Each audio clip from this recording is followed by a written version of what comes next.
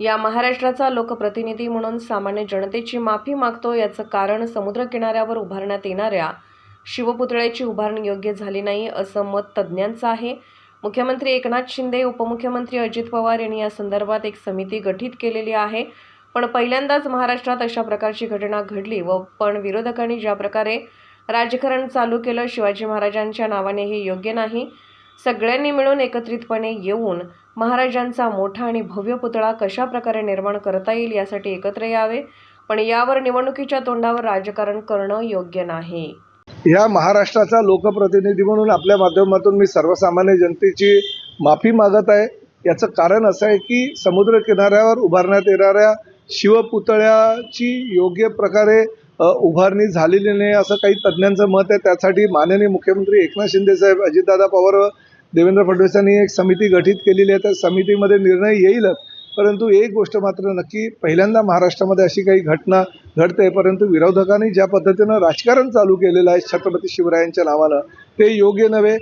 आपण सगळ्यांनी मिळून एकत्रितपणे सर्व पक्षांनी एकत्र येऊन महाराजांचा मोठा आणि भव्य पुतळा कसा परत त्या ठिकाणी निर्माण करता येईल, परत कसा उभार करता येईल, ह्यासाठी एकत्र येण्याच्या ऐवजी जर त्या ठिकाणी निवडणुकीच्या तोंडावर राजकारण होत असेल, ज्या महाराजांच्या नावानं आपण मतं मागतो, ज्या महाराजांच्या आशीर्वादानं हा महाराष्ट्र सुजलाम सुफलाम आहे, त्यांच्या नावानं अशा प्रकारचं राजकारण होत असेल तर ती खेदजनक गोष्ट आहे। मुख्यमंत्री आदरणीय एकनाथ शिंदे साहेब यांच्या हस्ते रविवार दिनांक 1 सप्टेंबर रोजी सकाळी 11 वाजता समतानगर येथील विस्थापितांना महापालिकेच्या माध्यमातून मोफत घरं देण्याच्या प्रकल्पाचा भूमिपूजन समारंभ, शिवाजीनगर येथील सुधाकर चव्हाण यांच्या नावानं निर्माण होत असलेल्या बहुउद्देशीय इमारतीचं भूमिपूजन, वसंत विहार येथे UPSC MPSC IAS IPS प्रशिक्षण केंद्राच्या नवीन इमारतीचं भूमिपूजन समारंभ, कैलासवासी साहित्यकार बाबूराव सरनाईक यांच्या जिम्नॅस्टिक सेंटरमध्ये होणार आहे। आणि त्याचबरोबर सिंधुताई सकपाळ यांच्या नावानं तिरंदाजी प्रशिक्षण केंद्राचं काम पूर्ण झालेलं आहे, त्याचं लोकार्पण, गायमुख येथील स्वर्गीय शिवसेना प्रमुख बाळासाहेब ठाकरे चौपाटीचं काम पूर्ण झालं आहे, त्याचं लोकार्पण, आणि माननीय मुख्यमंत्र्यांनी 150 कोटी रुपये देऊन नागला बंदर चौपाटीचं सुशोभीकरणाचं काम, त्याचा भूमिपूजन समारंभ, आणि त्याचबरोबर पुराणिक बिल्डरच्या सुविधा भूखंडावर आनंदनगर येथे विहंग व्हॅलीच्या शेजारी देशातील 12 स्टेटच्या लोकांना विविध समाज भवनाच्या इमारतीचं भूमिपूजन समारंभाचा कार्यक्रम आदरणीय मुख्यमंत्री एकनाथ शिंदे साहेब आणि ठाणे शहरातील अन्य लोकप्रतिनिधींच्या उपस्थितीमध्ये करण्यात येणार आहे।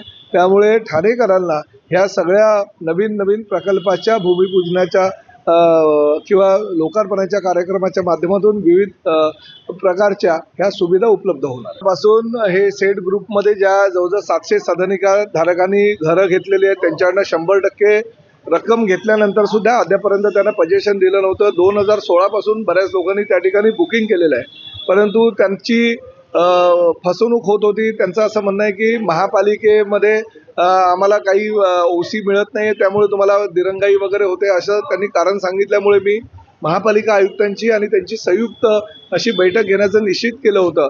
3 वेळा बैठक कॅन्सल झाल्यानंतर आज त्यांनीच वेळ दिली होती की 29 तारखेला मी आणि माझे सगळे सहकारी येतो, असं अश्विन शेटने आम्हाला रायटिंगमध्ये दिलेलं असताना सुद्धा जाणीवपूर्वक ते आले नाही, कारण त्यांना फसवणूक करायचीच असेल लोकांची आणि जाणीवपूर्वक अशा प्रकारे जर लोकांना त्रास द्यायचा असेल तर ते अतिशय चुकीचं आहे। कारण ज्यावेळेस ह्या सगळ्या लोकांनी आंदोलन केलं त्यावेळेस मुख्यमंत्र्यांचं ठाणं आहे, या ठाण्यामध्ये सर्वसामान्य जनतेची फसवणूक कशी काय होते, या भागाचे आमदार प्रताप सरनाईक आहे, ते असताना जर फसवणूक कशी होते असे वाक्य वापरल्यानंतर मी त्या लोकांना बोलवलं आणि बोलवल्यानंतर त्यांनी काही ज्या गोष्टी सांगितल्या त्या अतिशय चिंताजनक होत्या।